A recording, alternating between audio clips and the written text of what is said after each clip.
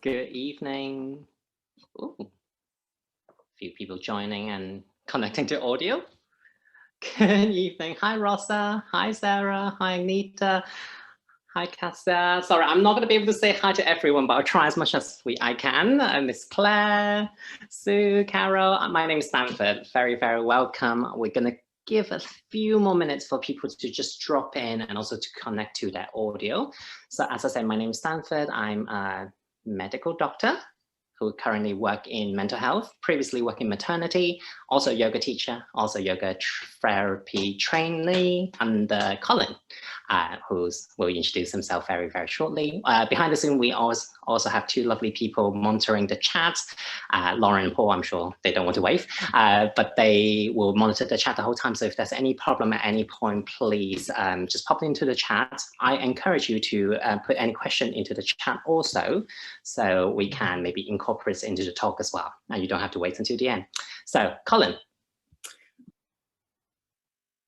Hi everyone, my name's Colin. I'm a yoga teacher, yoga therapist. I spent the last 20 plus years working with people with various different conditions, different situations. And I'm so happy to be here with Stanford, who has chosen this evening's subject. It wasn't me that chose this.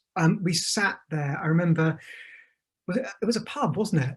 It was a pub, and why is it always me? You chose to. I didn't choose the pub, but you chose the pub. And so we sat there and we went through the alphabet. And I remember we sat there with a piece of paper and we got to E. And we decided to choose exercise. And I'm just thinking now, what on earth were we thinking about when we thought about yoga and exercise? So I'm going to hand over and ask the first question to you, Stanford. Just very quickly, if this is okay. What is exercise? How do we define exercise? Wow, okay, we're starting easy, I can see. So exercise, well, in a Western medical sense, is anything that you're physically being active.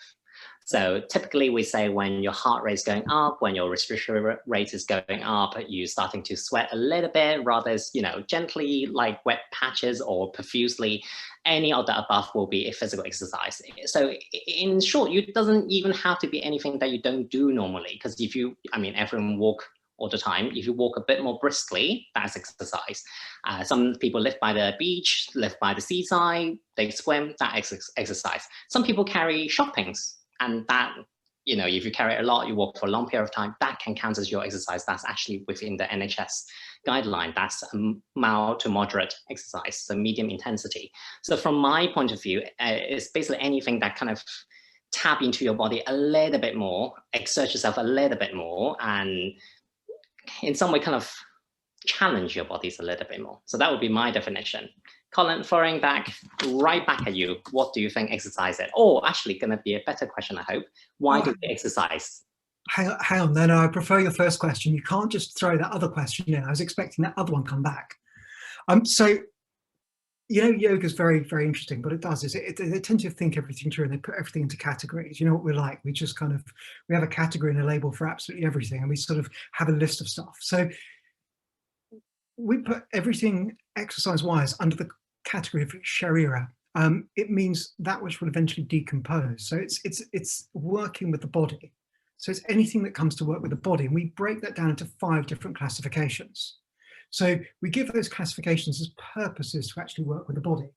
The first one is kind of interesting. It's to do with sharira rakshana. You're doing something with the body to maintain it, to protect it. So like you just mentioned, going for a walk.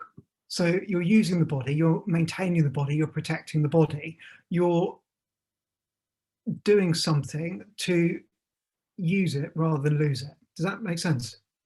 Yeah, absolutely. So you've got this one category and everything comes under that, which is, to maintain and protect. So if you think about it, crikey. Like a strengthening resistant exercise? So it could be strengthening, could be resistance in exercise, but it could also be the sort of stuff that you do with regard to, let's say, as a child or as an adult. or sometimes later on in life as well. So there becomes different ideas of maintenance and protection in, based on the person, where they are in their life and what's going on. Does that make any sense? Yeah, so far so good. Okay, so this is the first category. So the second category we've got is kind of interesting as well. It's to do with Shirira Samskara. It's to do with the understanding the pattern that the body has, or laying down a new pattern for the body, or working with the pattern of the body. So if you think about an exercise, what you're doing with an exercise is you've got the body, and you then take this exercise and you actually put the exercise into the body to work with the pattern of the body. Does that make sense? Okay, Yeah, what would be an example of this? Oh, yoga? Or something, yeah, yoga, something like swimming. So what you've got is you've got the person's body, you give them the exercise, you put it into the body to create a pattern and a habit for the body. So they kind of, this is the second classification. The third one is that actually what you can do is you've got Shirira Samskara Parinama. You can do it to change the pattern that the body has. So let's say what's happening is that someone has been sitting at their desk all day and they're hunched forward in this way. You would then put into them an exercise or something into them. So you get them to go for a long walk up a hill. You're actually changing the pattern of the body. Does that make sense? Yeah. Okay, so that's the third one. Fourth one is, trying to remember them all. The fourth one is interesting. It's Sharira Samyama. And this is an interesting area. It's to do with the way that we learn about ourselves from doing the exercise. So it's more of a kind of like a psychological discovery, So what happens is that, I don't know, do you do any sports, Stanford? Not really, but a bit of climbing maybe. Okay, so a little bit of climbing. So first of all, what happens is that I get you in front of the climbing thing, and you look up the top and you scrabble right the way up the top like this. And you sweat profusely, and you think that was really good. I feel I've got lots of kind of tension in my body. I've done it this way. And then someone comes along and says, well, hang on, you need 3 points of contact at any time. And, if you press there and press there, you can reach for there. And so you start to understand how the body's working. You start to really get an understanding, a deeper understanding about how you can refine the way that you interact with your body. So this is the fourth category. Does that make sense? Yep, and I'm learning how to climb from you as well just now. Thank you. And then we've got the fifth category, and the fifth category is called Shirira Chikitsa. It's where we actually use the exercise for therapy. So in a way, let's say what's happening is I've got a guy down here who's he's just had a knee replacement, and what's happening is we've got little exercises, and we're doing lots of little exercises to help him with regard to his knee. So we're putting the exercises into his body, help his knee.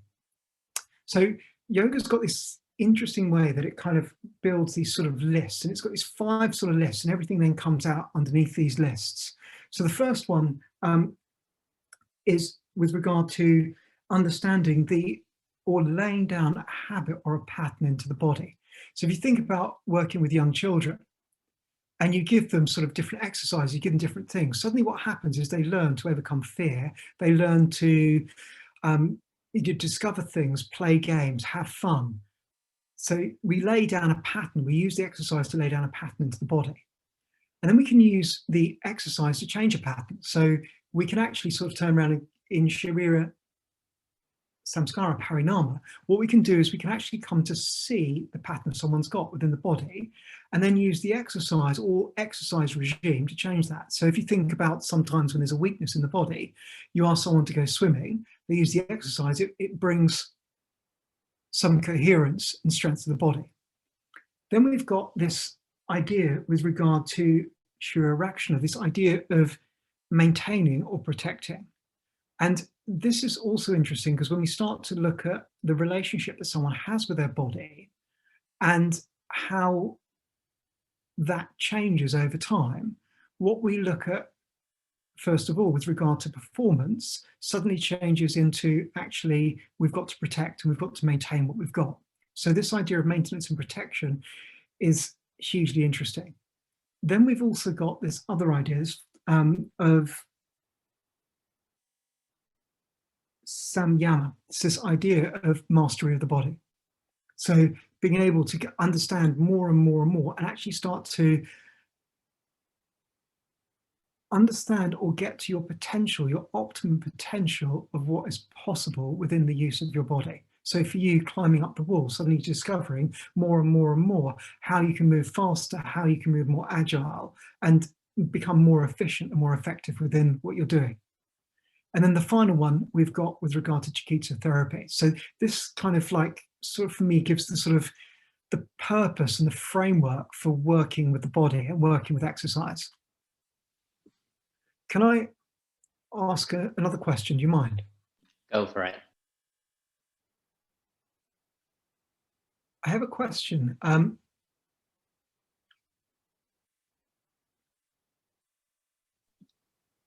Getting a little scared. Should exercise change through someone's life? And what are the optimal exercises a person should do? Okay, another easy one, clearly. So I'm going to copy you because you cheekily answer the first question, but at the same time, you kind of answer the second question in terms of yoga, why we exercise. I think that was a very broad view. I'm going to use the same example. I'm going to say, from my point of view, I gathered why we exercise from a Western sense, and hopefully that will answer that question in a way. So I think exercise a lot of the time comes in warm up or warm down. So like you do a bit of, stretching, do a little bit of stepping, fast paced, getting warm up, and also cool down at the end of an intense exercise. So hopefully that's important.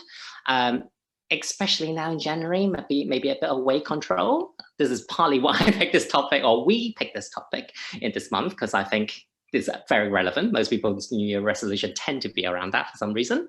So also at the same time, it's about aesthetics, how you look. Do you exercise so that you look better or you look a certain way? But at the same time, it kind of then further extends to some people exercise to compete. They want to win, especially, you're in that swimming lane next to someone who looks professional in a very tiny Speedo or whatever swimming costume that they're in, and swimming cap, and you just want to beat them just a little bit more. Sometimes that's why we exercise as well. I definitely have those, fellow swimmer next to me. I don't want to drown. And then there are, as you said, people who do it for maintenance. People get to a certain age, like say my mom's age, or sometimes recovery and rehabilitation. You want to maintain a certain amount of physical status or ability, and that's definitely that side of it as well. And then there are the three main ones. I kind of left them till the end because they are the big ones that we want to get to at some stage. Cardiovascular, aerobic. So these are the ones that, you kind of moderately to sometimes slightly severely exert your body. So you're definitely sweating a bit more. You're definitely breathing a bit faster. You can feel your heartbeat.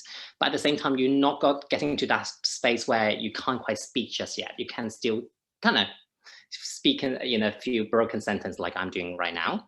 But these things are good because they increase your lung capacity, your cardiovascular function, definitely your heart and your muscles and your blood arteries. So they're also really good at helping you to regulate your blood pressure. If you have a bit of irregular heart rate, sometimes they can help a little bit. They also actually can build strength as well as reduce joint pain because they put stress onto your joint and any stiffness. Sometimes they can help, obviously, sometimes they can exacerbate it. And in general, for your mood, it actually lift your mood a little bit because you exercise and you can kind of release that tension a little bit. And then there was the strengthening and resistant power exercise. So these are slightly different. These literally actively adding stress onto your body, sometimes just so that, like weight bearing, it helps your bones, helps your ossification. So how your bones forming, how your bone is building and taking things away at the same time, because that's a constant cycle, it's constant turnout on your bone, and you want them to keep building that strength. Because when we're all old, unfortunately, we all lose bone masses, and you want to make sure that's happen. Again, you'll build more strength, more so compared to the other ones as well, which between the two means that you can be slightly more accident prone. But at the same time, also it helps you to get yourself into a slightly better mood because of endorphins. And the last one, which obviously very, very relevant, is flexibility and balance. So you can do that stationary, you can do it like reformer, Pilates, you can do it slightly mobile, you can do yogas.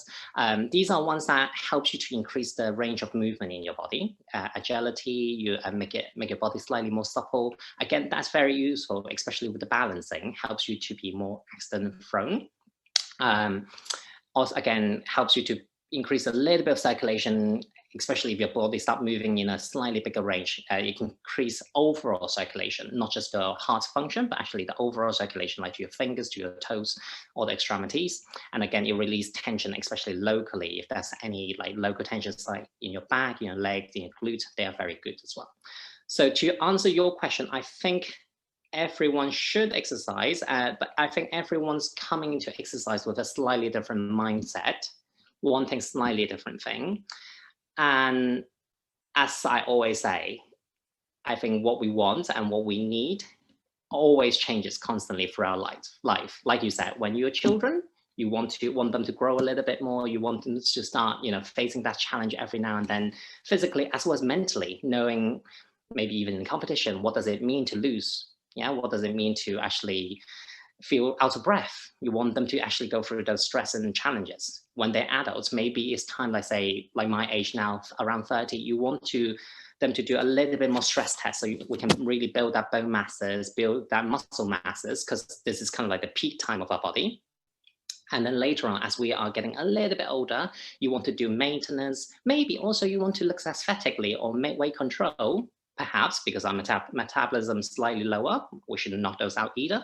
And especially when we're coming to older age, when we are slightly more stiff, we want to do a little bit more stretching. We want to do, once again, slight amounts of weight bearing so we can keep our bone masses. So I think there is a natural progression, but that's just a natural progression according to human life cycle. What we want on top of that, as always, going to be a little bit more complicated.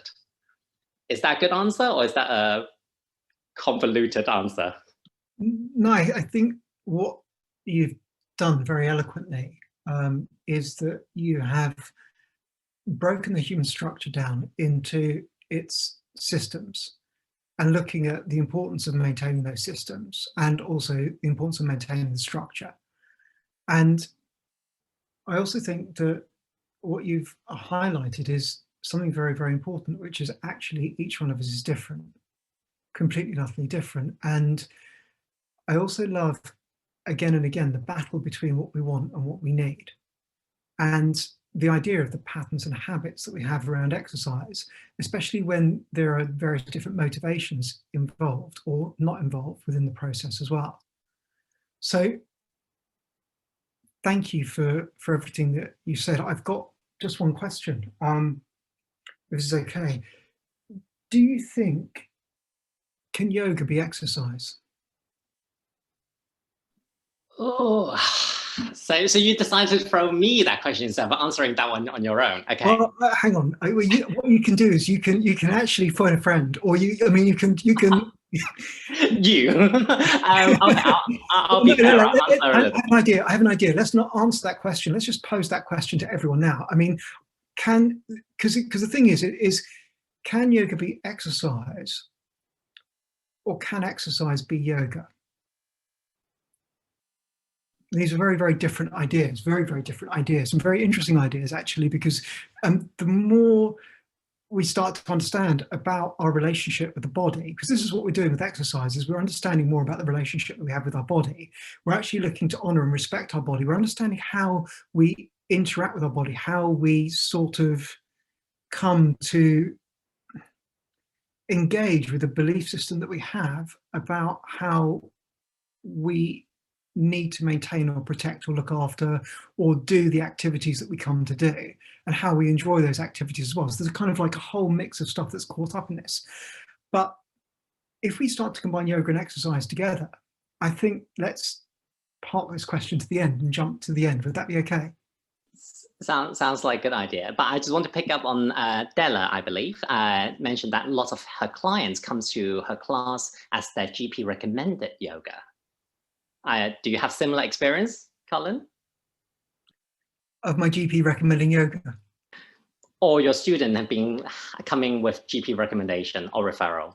Yes. And in your opinion, what is that about? Is it about the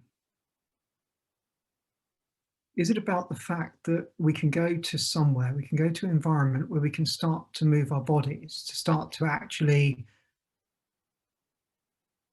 feel our bodies, connect with our bodies, appreciate our bodies, have some success with our bodies, have some space with ourselves,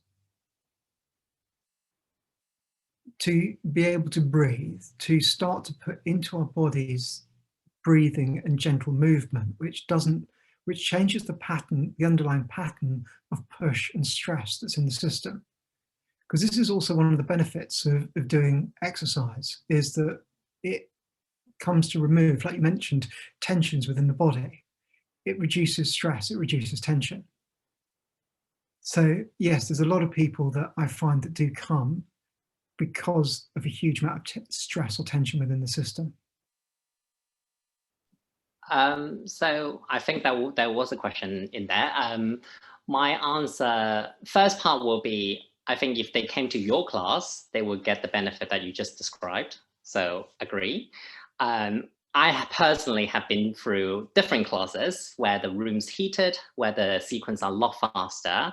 So the stress on your body is not mild, and the connection to the body sometimes may not have as much space as we hope. Because I also learned from yourself that, that space needs to be cultivated instead of push, if that's the right word. So I think yes, there is definitely space and room for what you have described, but at the same time, it depends on what class and which studio system or school that they ascribe to. I would have to be slightly controversial and say the GP recommendation probably has a lot to do with fashion. If it's 20 years ago, it probably was swimming, maybe also a bit of marathon running, because at the time there's all the hype. And back in, I think, is it the 70s? Is all the aerobics and Pilates were high at one point. So kind of exercise kind of go through phases. And sometimes I think GP recommendation comes because yoga has been really big on the news articles, on celebrities' mouths, on social media like Instagram, and that's where a lot of the recommendation comes, because a lot of people have benefited greatly. However, the recommendation may not be from a personal experience or recommendation. That would be my sense of feeling sometimes. Part of that comes from, I know a lot of my previous colleagues, as I said, I worked in maternity before, they would have recommended to new moms pregnancy yoga.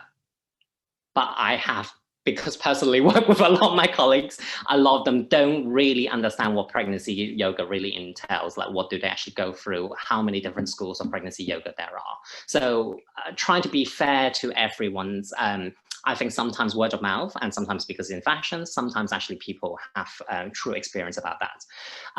From a medical point of view, I think we recommend yoga because, yes, once there's a space for your mental health to have a bit of release, especially that tension, especially that cultivation of contentment, maybe some people that mean happiness. At the end of the day, most yoga schools very good on physically helping you with the balancing, with the stretching, but also a little bit of that like resistance and strengthening exercise, because we actively use our own body weight in a lot of the posture. And no matter how much you weigh, that is enough stress on your body most of the time. So I think from Western point of view, that's probably what happened.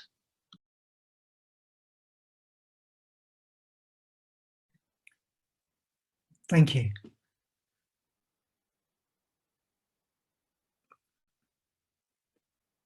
Do you see, as a doctor, do you see cases of, and what spectrum do you see with regard to people exercising? Do you see over-exercise, under-exercise? How much exercise do you feel is needed? because there's a recommended thing, and I love the myth about the 10,000 steps. Do you like the 10,000 steps myth? You know where that's come Yes, from? Yeah. yes. I don't like it, but yes, I'm aware of it. Yeah. So there's kind of like there's you know, how much exercise, because we're dealing with individual people, and I know that if I go for a walk, you know, I actually walk and I drag the dogs behind me up a hill, you know, so I'm like that, and the dogs are kind of like, really, do we have to go up the hill? So, you know, each person has got their own way of engaging with exercise, but what's too much and what's too little? What are the effects of too much? What are the effects of too little? And how do we get it just right? And I don't know. It's just beginning to open this question, because I'd like to talk about this as well, but maybe I'll ask it to you first, and then I can talk about it afterwards. Would that be okay? Okay, I'll be quick. So I think that's like about three-part question here. So I'll try as much as I can.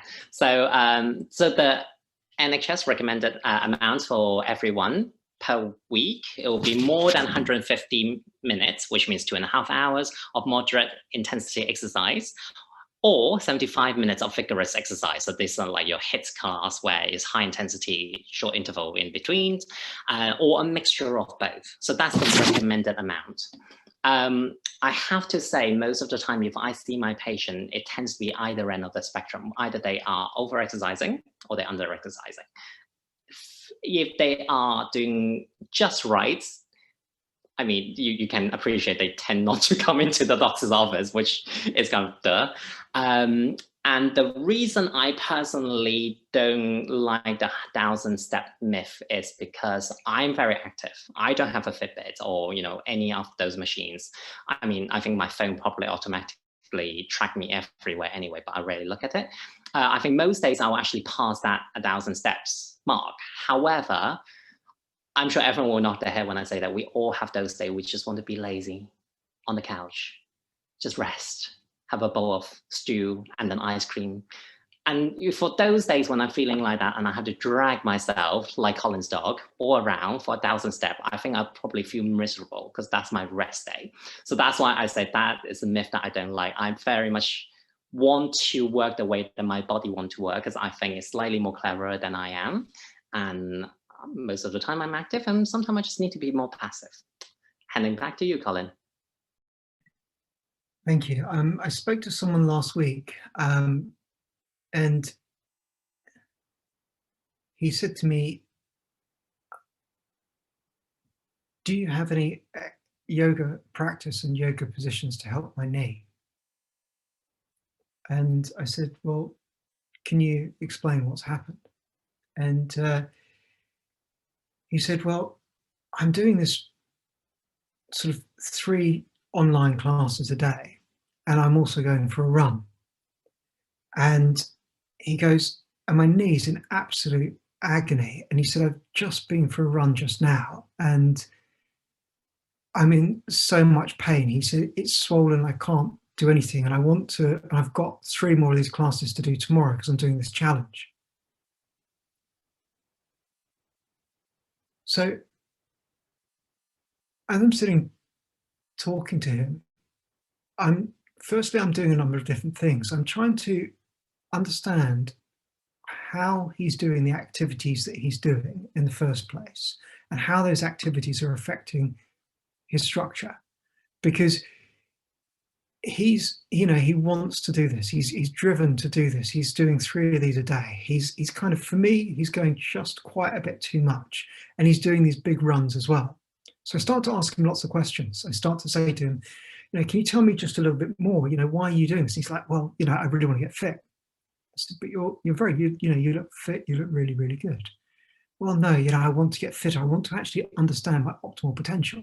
So I'm working with this, and I'm working with my diet as well. So I start talking to him a little bit more, and sort of say, well, can you tell me about these kind of classes you're doing, what you're doing? He goes, a lot of them are squatting down and jumping up, squatting down and jumping up, squatting down and jumping up.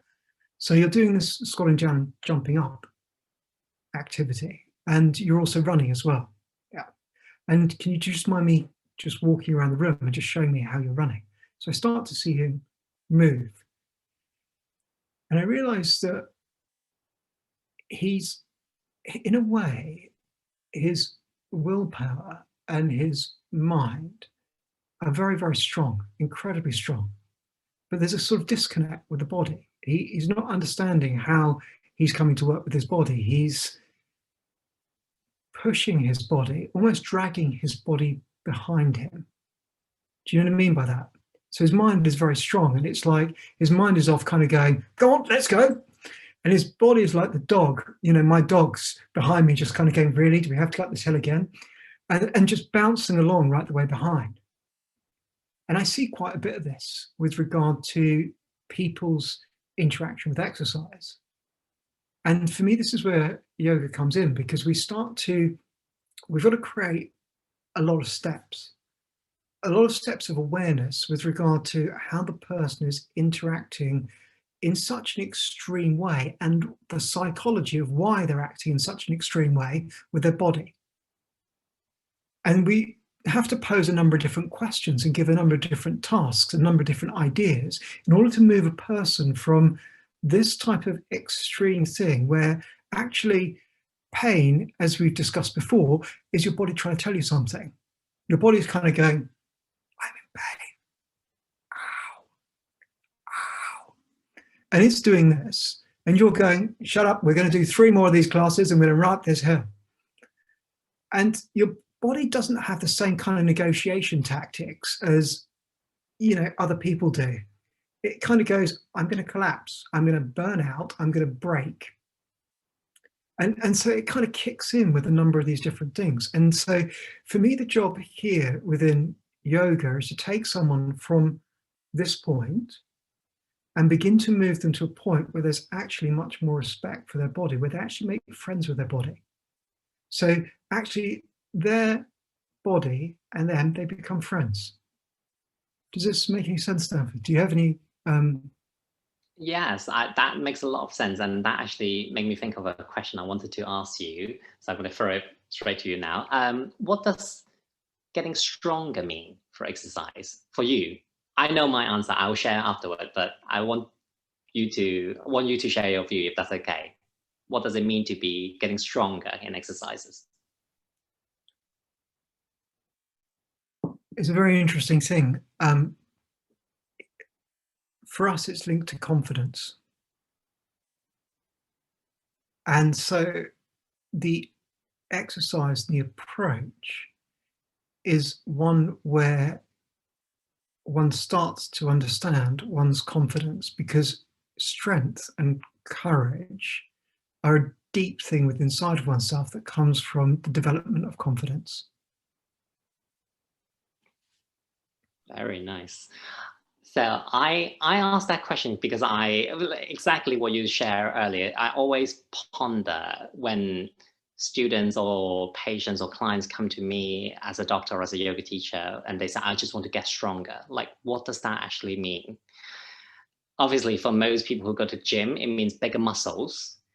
But I know if there are a few medical colleagues here, so I think you can share your views as well. But I think from a medical point of view, that means hypertrophy. So the muscle actually gone through something called hypertrophy, where it gains in mass, but it's actually abnormal. We're abnormally increasing mass into the muscle. So actually, in some way, that's not stronger. That is making it functioning abnormally. Does it mean lifting more weight? Like, you know, you can bench, I don't know, I don't go to the gym, so I can't give you pounds, but, you know, 200 pounds per se.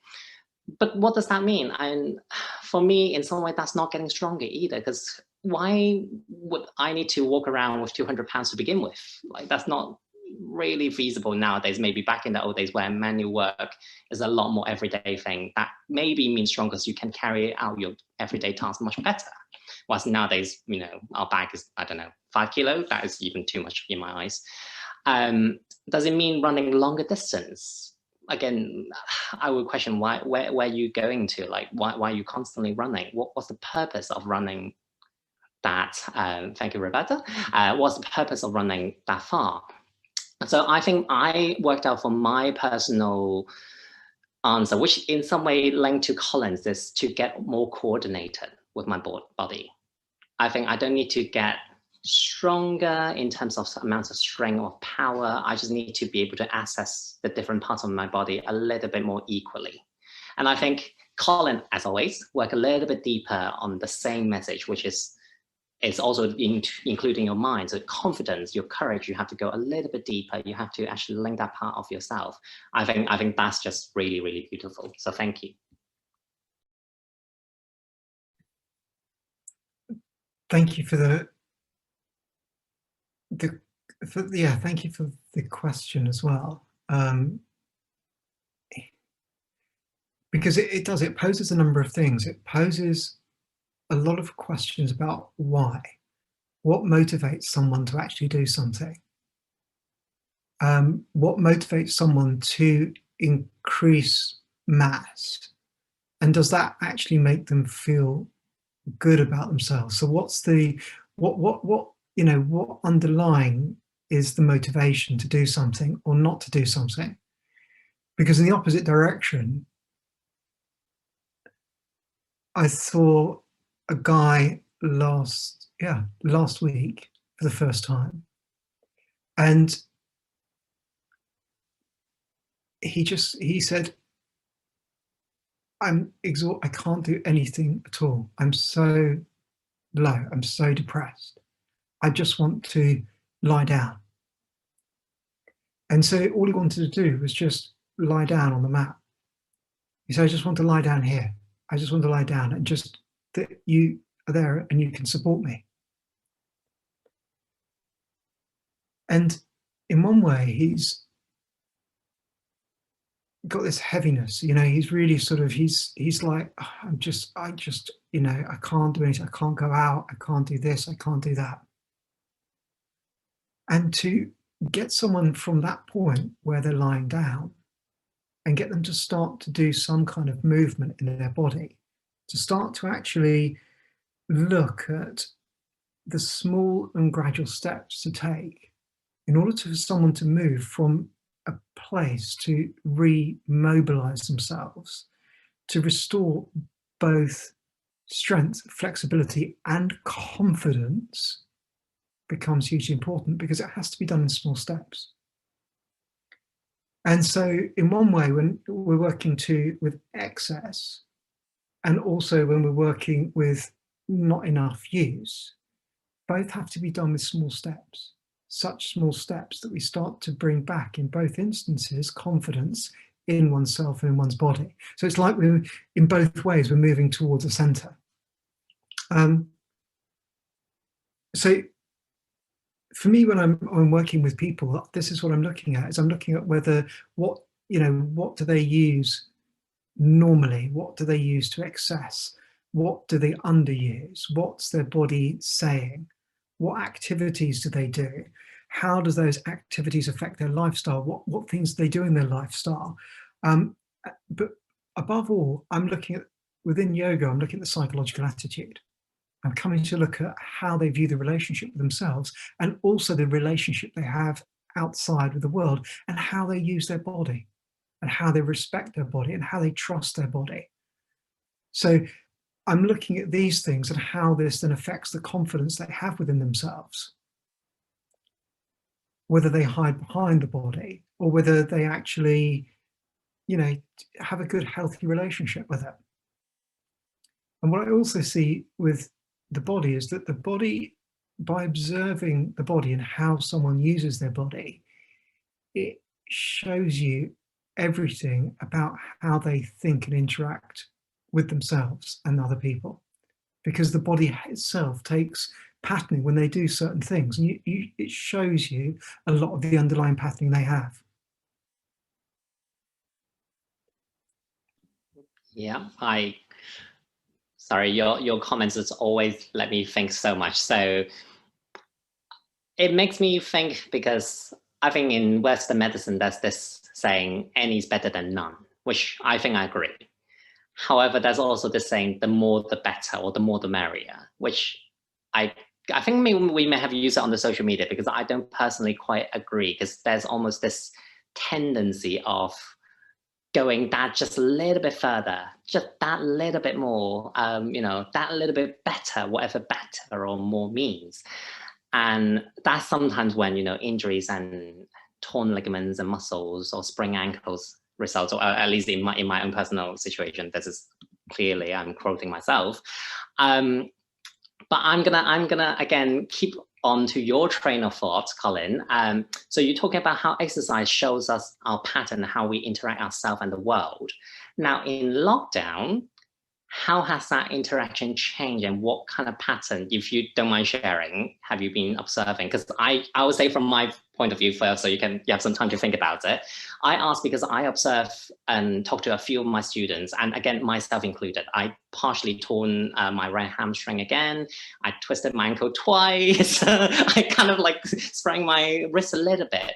And I definitely, done something in the torso as well. So that there's a list of something. And I think during the lockdown, because everyone's at home, I'm not sure if it's because we have more time.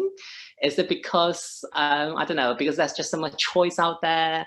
The teacher that I've always wanted to practice with, who moved to Ireland 4 months ago, I can finally reconnect. There's almost this sense of urgency, again, at least in me, that you want to do a little bit more. And I think, on average, I've seen a lot more injury happens in most of my classes. But did you see the same thing? Will be question number one. And what will be the interaction is going to be my question number two. So I haven't seen any more injury from my classes or groups or people, but what I've seen is a change in psychology. So what I have seen is I've seen over 3 lockdowns, a change from embracing positivity in one way. So at the very start, if I remember rightly, lots of good intentions, I'm going to get out, walk once a day, put structures in place.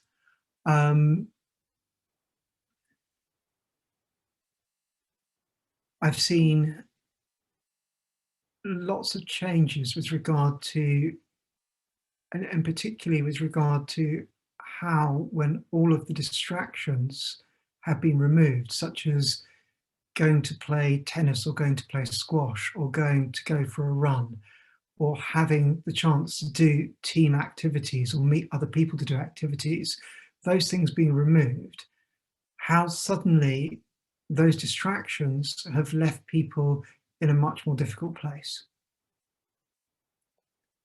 So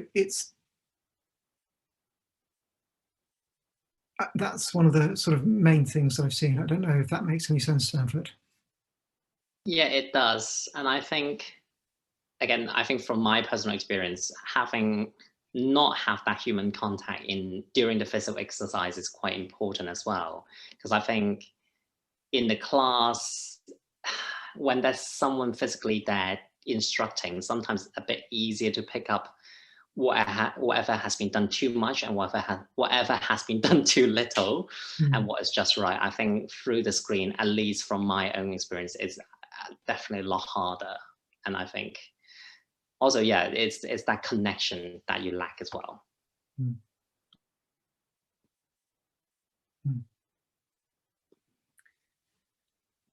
Did I tell you the story of horses and running? No, I think you're about to.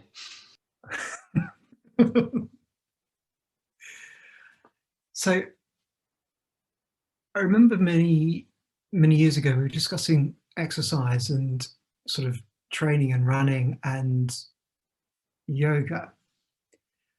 And I remember Desicachar saying, he said, my father used to say that horses are the only things that should run and human beings should walk.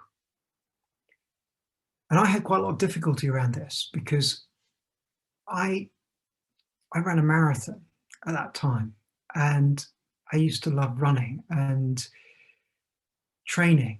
And I always thought, well, that doesn't sit very well with me. It really doesn't sit well with me. Does that make any sense, Stanford? Yes and no, because I hate running. I've seen an Instagram picture of you on a running machine, so don't even try that. Yeah, that's why I hate it. So where am I going with this? It's taken me a number of years to unravel it, to unravel my resistance to what was being said, and to understand what was actually being said within this. And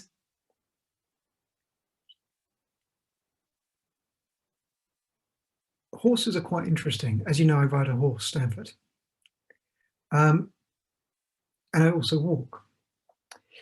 And it was only when I really, in the last sort of 3-4 years of getting on this horse on a regular basis, that I began to understand exactly what my teacher meant. Now, with a horse, when you get on a horse, you have to be in charge. You are the one that's in charge completely and utterly. If not, what happens is the horse runs off at you. The horse bucks and throws you off. The horse actually plays lots of silly games with you. It sounds, why am I mentioning this right now? It means that in yoga, the horse is your sense and is your mind. It's your senses with regard to your smell, your sight, your taste, your touch, how you come to use your arms, your legs, how you use the whole of your body. This is how it's referred to as a horse.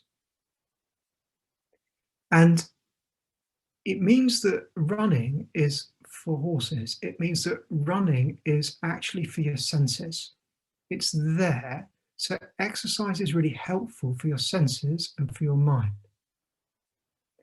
And walking for the whole being. Walking is the time that you can have some space, that you can actually observe many, many things rather than actually having to be really on something very specifically. Does this make any sense? It does. And I'm reflecting to my own example. So I saw a fellow non-runner as well on the chat. I personally don't run because if I run, as you said, I lost that connection to the senses because mainly is my knee is my weak spots. So my relationship between the motion of running, the pavement, and my knee is just not going to work, and I end up focusing on the pain and nothing else at all. But yeah, I think it's also fair that actually sometimes running is okay for some people because I think it's about time, so we should probably bring it back to your earlier question. I think there is also saying that for some people, especially like a marathon runner, they actually run so much that they mentally got into a state where, I don't know if I'm using the Sanskrit term correctly, like samadhi, where you are really fully integrated into your own body, into your mental states. Like people achieve that. Again, can all exercise be yoga? Because some people may achieve that by swimming. They may achieve by doing another form of activities, not, asana, posture trainings. So I think it is possible, and maybe sometimes running is also good for some people, just not people like me who have weak knees.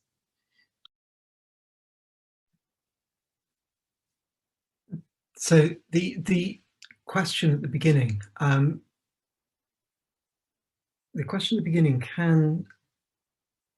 can yoga be exercise? Or can exercise be yoga? It means that we define yoga, and we can define yoga in many different ways, if this is okay. If it's okay if I just do that. Please keep going. So you can define yoga in many different ways. If we define it with regard to activity, it's defined as in Bhagavad Gita, chapter 250, yoga is skill in action.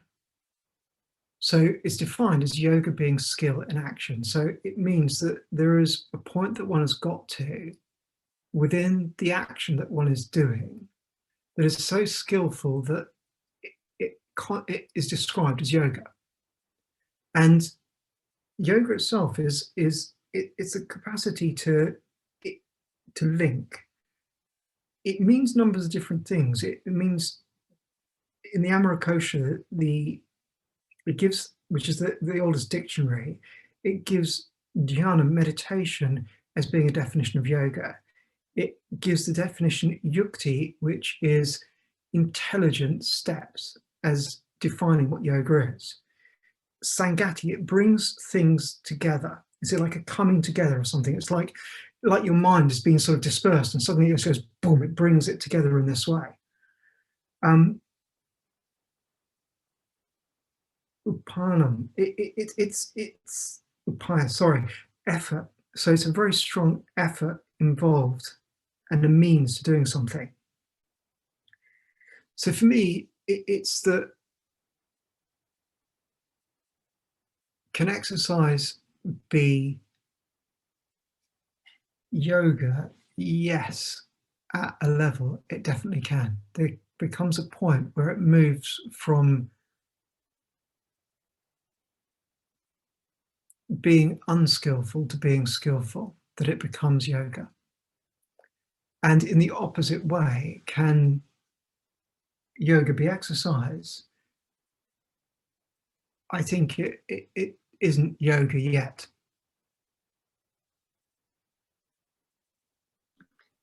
Fair enough. I think after taking classes and training with you, and of course some other good yoga teachers as well, I would agree.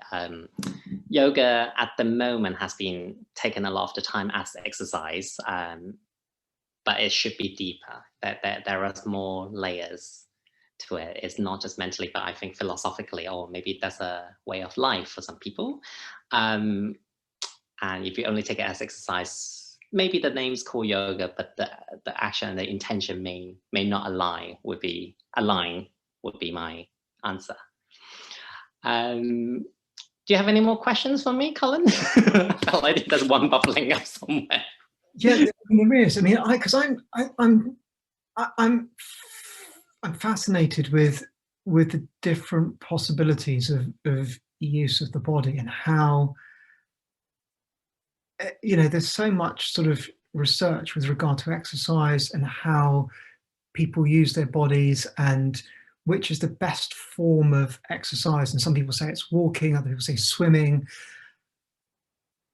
We would say it's, you know, breathing is the best for the body, and, you know, maintaining a coherence of the movement of everything within the body.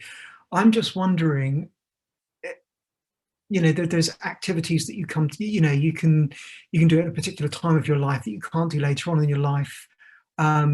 There's activities that wear the body out very, very quickly. I know that, you know, dancers, I know so many dancers who have had so many joint replacements. You know, so for me, there's lots of all these different activities. There's some activities that you would recommend over other activities, or which are the worst activities for the body that you've come across? Is there any sort of, because you're very good at amazing facts, and you know, you discover some incredible, I love that facial expression when you do that. That means you've got something up your sleeve. I know you.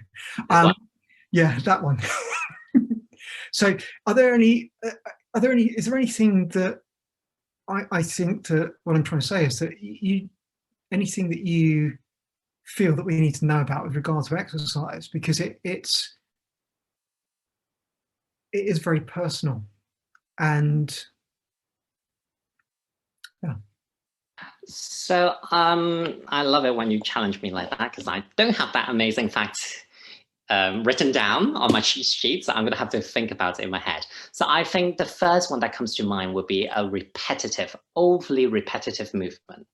So you were amazing saying that, you know, dancers, definitely one category, but I will arguably say some schools of yoga teacher also is the same, you know, have to see a lot of shoulders, hip replacement, saying go for certain gymnasts and people who go to gym and work out a lot.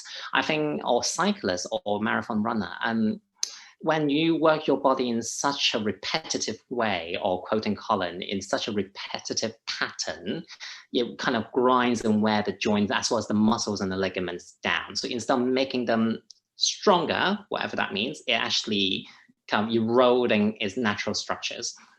And those are the times that is really bad, because over time, those joints are going to get inflamed, or the ligament is going to get more calcified. So is the muscle. Circulation is not going to go. So you're going to have more pain and stiffness. So that would definitely be one category that I can think of straight away. Speaking of another one, I'm going to quote a friend of mine who years ago encouraged me to do a triathlon as well as a marathon training, which I firmly declined, not just because of my knee, but also I just don't ever want to. But I said, when I cycle for too long, actually my knee acts up and it's painful. And she would say, yes, that is normal. You just keep going, you push through the pain and you keep training, and then you will get stronger. I was like, but my body is warning me with the pain. That is my body's way of communicating to me, saying that you need to stop. You are doing way too much. And I think that would be another category. A lot of the time, in whatever forms of exercise, I would say, is not just strengthening, it's not just cardiovascular, but also in stretching, in many forms of exercise. If you've done too much when your body is already interacting with you, giving you those signals to stop, and you're unwilling to listen or unable to listen, some people, that's that category as well. I think that is when injury will really happen. So you are overexerting yourself. And sometimes it's that competitiveness as well. Someone else is doing it. They disregard where they actually come from. I've been sitting at home for the last 3, 4, 5 months because of whatever reason, maybe lockdown. And then I forgot about that. And then, oh, someone's doing an amazing king pigeon pose in the yoga class. Let's try that. And ouch. I think that will be the third one, is when you kind of disconnect from yourself so much, you forgot where you're starting from, and you just want to jump straight to 100 or 120%. And that's usually what I see. Is that good enough answer? It's brilliant, because what it is it's saying that actually we need to work in small steps, really small steps. So it's a little like, rather than doing 3 hours on one day and then nothing for the rest of the week, it's better to do 30 minutes each day and take a day off. So there's a consistency there, but there's also a respect with regard to who you are and who the body is, and what the body is, and the state the body's in, the reality of where the body actually is, what's possible. So there needs to be also an awareness with regard to the effect of what's happening. And if what's happening is that you've done an activity and you get out of bed the next morning, you fall on the floor and can't walk, then it's telling you what you've done with that activity. And to continue it, how does one continue it? How does one step forwards so that one begins to get more awareness of the body? One doesn't repeat the same things again and again. So if what's happening is that you spend all day, and I met this guy, he spends all day sitting, and then he does cycling. And because he sits and he cycles in exactly the same way, he had the back problems and hip problems. So he was fit, but and so it meant that what we have to do is look at the exercise that one is putting into the body by understanding what's happening. What's the person doing, what's going on within the body. Yeah. So we're looking at small steps. And I see this quite a lot when I work with people who are recovering from a serious illness. So quite often in the cancer side of things, when someone's gone through chemotherapy or something, what you'll find is that suddenly there's a huge loss of energy, and then the energy starts to come back again. And so they go out for a walk. So they're walking for 5 minutes around the house, and then they'll get up and go, I feel much better. And they go out for an hour walk and come back, and then they collapse. And the next day they're actually exhausted, the day after exhausted, day after the day after exhausted, day after day after exhausted. And it goes back again, it comes back, and they walk around the house for 5 minutes, and then they go out, they feel better, they go out for an hour walk again, come back, and they collapse back down again. Does that make any sense? we're the strangest creatures, because there's something that's doing something, and what it is it's like, I want to get back to where I was. And if you remove the example I've given out of the way, the cancer example, and put it to everyone, is that we've got an idea in our head about who we want to be based on the exercise that we're doing. And almost in a way, we probably need to look the other way around and look at us and what we're capable of doing, and ebb and flow, expand and contract based on what's going on in our lives. And again, I find this a lot with people with yoga practice as well. Someone says, you know, I've got an hour and a half for yoga practice in the morning. Okay, great. And they'll have an hour and a half for yoga practice in the morning once a month. And the rest of the time they spend their day, you know, beating themselves up because they actually couldn't do the yoga practice. So the idea of achievable and sustainable and building and expanding and contracting becomes very important. And this expansion and contraction means that what happens is sometimes you get up and the best laid plans are kind of like, you open the windows and you kind of go, I'm going to go running, and you look outside and 4 foot of snow's come, and you kind of go, okay, I'm going to go play in the snow instead. So it means that this needs to happen. In order for there to be exercise, there's got to be, for me, evolution and consistency. And like you mentioned with regard to what strength is there has to be, it has to move along to build one's confidence in a real way, a genuine way. Yeah, I absolutely agree. And I think almost you kind of answer Heidi's question. Is every exercise suitable for everybody? Again, I can only answer from my personal experience. Was, I think by now you all know that I will point blank refuse to cycle or run for 3 hours. I'm more than happy to cycle maybe half an hour just to get to work or get by as a commute, and be happily run for the bus, or if I'm late for work. I think there is depends on what you're doing the exercise for. If you're doing it for just cause, then maybe they are not for everyone. However, I think if you moderately see why you're doing this exercise and what is your limit and how far you can take it and how you can modify it for your body, I think every exercise can be suitable for everybody, but it does require some understanding of your own body to begin with. Colin, is that fair? I think it is fair. I also see it as an opportunity for discovery, a huge opportunity for discovery, an opportunity to learn something about yourself that you haven't learned before each time you do it. So rather than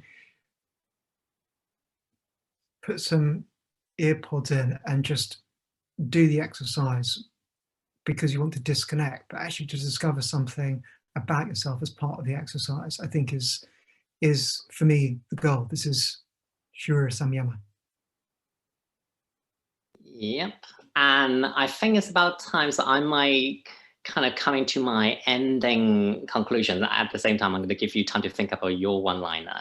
So I think this time I'm going to be cheeky. Instead of coming up with my own, I'm going to kind of borrow something that I watched from TV, a TV series, American series called Feud. I think you all pick up our pattern now. Colin actually brings real life example, I bring TV series.